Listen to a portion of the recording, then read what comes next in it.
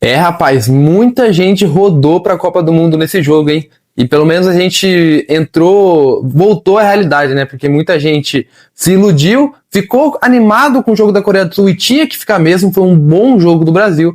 Porém, dessa vez, pegamos a seleção mais difícil até agora na era Ancelotti, pelo menos ao meu ver. O Japão tá no ranking 19, no ranking mundial de seleções, e deu no que deu, né? Uma derrota triste, doída e amarga para o Brasil, que joga um balde de água fria nas nossas expectativas, mostrando que a gente está muito longe das principais seleções do mundo.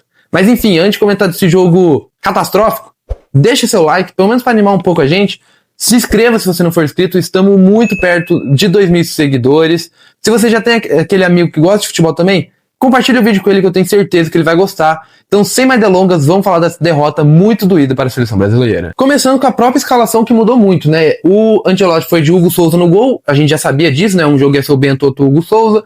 Beraldo e Fabrício Bruno na zaga. Para mim, esses dois aqui se complicaram bastante no jogo em questão de Copa do Mundo, mas depois eu falo. Carlos Augusto na esquerda, que também foi mal. Paulinho, o Paulo Henrique do Vasco, que aproveitou bem. Bruno Guimarães, Casemiro, esses não saem do time. Lucas Paquetá de titular, gostei do Paquetá também. Martinelli, Vinícius Júnior e Luiz Henrique. Vinícius Júnior ali como um falso 9. E parecia que não estava dando certo muito essa escalação não, porque o Japão estava melhor nos primeiros minutos, estava marcando em cima, o Brasil não estava conseguindo se encontrar, estava sofrendo pressão. E óbvio que preocupava, né?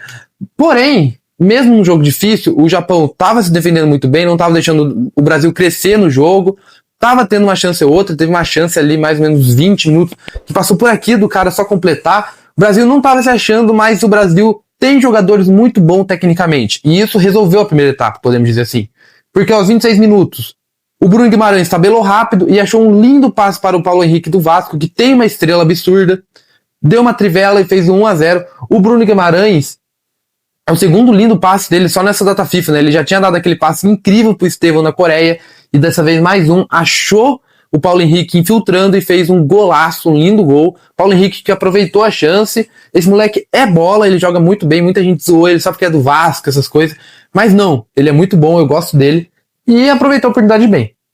E aos 32 minutos, novamente, a jogada individual, né? O talento dos meio-campistas. O Lucas Paquetá achou um lindo passe de cobertura pro Martinelli, dominou, chutou no canto e fez o 2-0. Um jogo difícil, amarrado, que o Brasil não estava bem, não estava se encontrando. Do nada achou 2 gols com o talento individual dos meio-campistas. E parecia que o jogo estava controlado. Porque o Japão, apesar de marcar bem, o Japão não criava muito. Tipo, a marcação era muito boa, apesar desses 2 gols. Não deixava o Brasil sufocar. Mas mesmo assim, o Japão em si não sofreu. O Hugo Souza não teve que trabalhar muito. Até um erro. E é aquilo, né?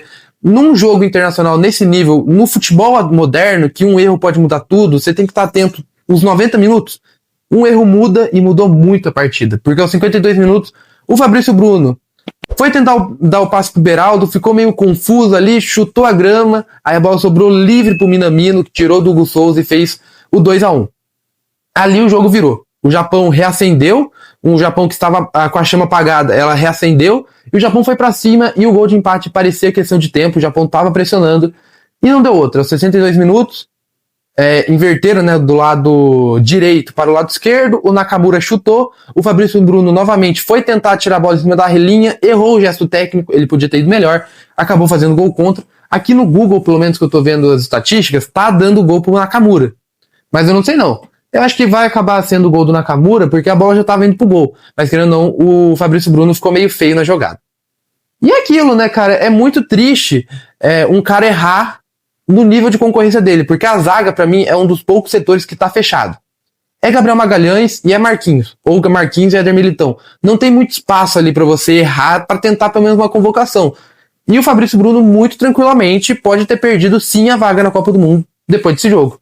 No teste mais difícil, ele vai lá e falha 2 vezes no gol, com a concorrência tão pesada que ele tem, eu acho que ele pode ter rodado igual o Carlos Augusto, não sei não. Carlos Augusto foi muito mal hoje no lado esquerdo, todas as jogadas do Japão estavam acontecendo pelo lado esquerdo.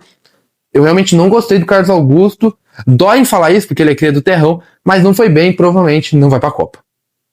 E a virada também, questão de tempo, aos 71 minutos, cruzamento de escanteio, o Eda subiu em cima do Beraldo, que pra mim um zagueiro da seleção brasileira não pode deixar alguém cabecear dessa forma. Em cima do Hugo Souza também, que pra mim o Hugo Souza não aproveitou a chance que ele teve. Pra mim ele tinha que ter feito melhor nesse lance, tendo em vista as defesas que ele faz pelo Corinthians. Claramente ele ficou nervoso. E depois ele teve um lance que era só encaixar a bola, ele quase francou, enfim. O Hugo Souza não foi bem nessa partida, infelizmente. E o Japão virou. 19 minutos, 3 gols, um apagão completo. Lembrando aquele apagão dos 4 minutos lá na Croácia, mostrando que qualquer vacilo num jogo tão grande assim, com seleções tão bem preparadas, um sonho do Hexa, um sonho da Copa pode ir por água abaixo. E daí depois, o Brasil tentou ir pra Bafa, colocou Estevão, Rodrigo, Matheus Cunha, até chegou a empatar, mas o Luiz Henrique, que deu assistência, estava impedido. Enfim, nada deu certo. Jogou um balde de água fria em quem tinha expectativas por causa do jogo da Coreia do Sul, e eu entendo essas expectativas, mas essa é a realidade do Brasil. Pegou uma seleção um pouquinho melhor, já se estrupiou toda. Essa, pra você ter noção, é a primeira vitória da seleção japonesa na história contra o Brasil. Eu tinha pegado aqui os dados. Se eu não me engano, são 11 vitórias brasileiras, 2 empates e 1 vitória do Japão. O Brasil não perdia por uma seleção asiática desde a Copa das Confederações de 2005. O Brasil só ganhava e hoje perdeu. E também teve um dado, né, que a GTV falou no meio da transmissão que eu achei curioso. O Brasil nunca tinha levado uma virada de 2, saiu ganhando de 2-0 e perdeu para 3-2. Enfim, esse jogo serviu para muita gente esquecer aquele papo, é só amistoso.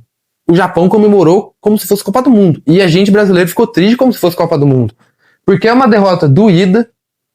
Mostrou ali que tem muita coisa para ser feita, que o Brasil não tá nem perto das melhores seleções do mundo. Argentina, França, Portugal, Espanha, o Brasil não chega perto delas.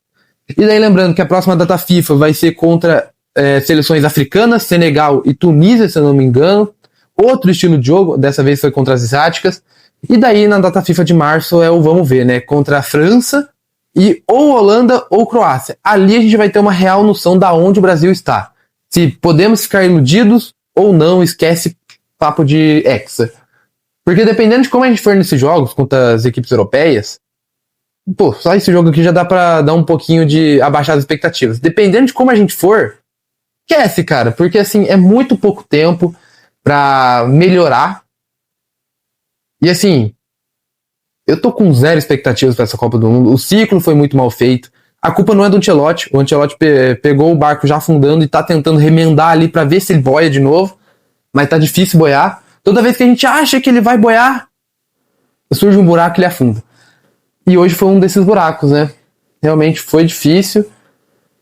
Richarlison também perdeu eu tô vendo aqui a escalação, né, de quem entrou. Richarlison perdeu um gol que não pode perder. Para um centroavante de seleção brasileira, para mim o Richarlison não deveria ir para a Copa. Eu sei que tem toda aquela relação com o Ancelotti, mas para mim ele não tem o nível de seleção brasileira que a gente precisa.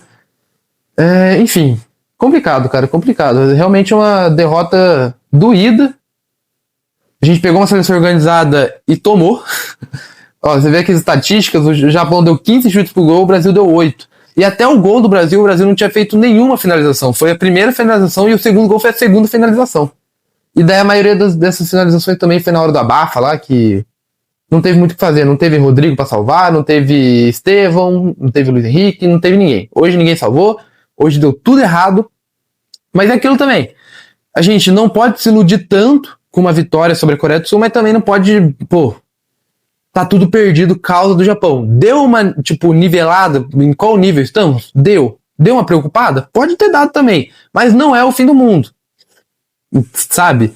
Eu sei, eu fiquei muito chateado com essa derrota. É normal você ficar chateado, mas ainda são jogos preparatórios. Por enquanto, em tese pode perder, não pode perder na Copa, mas que dá um choque de realidade, dá. Mostrando que a gente sim tá longe, que a gente não é nem perto um dos favoritos para a Copa e vai ter que trabalhar. E pior, que para trabalhar tem que ter tempo, e tempo a gente não tem, só tem mais 2 data FIFAs e depois é a Copa do Mundo. Lembra que o sorteio da Copa é no dia 5, então a gente já vai ter uma noção melhor de quem a gente vai pegar. Enfim, comenta aí o que você achou dessa partida, realmente foi um balde de água fria pra gente. Se você gostou do vídeo, peço seu like, sua inscrição, compartilhamento. Até a próxima, falou e fui. Tchau.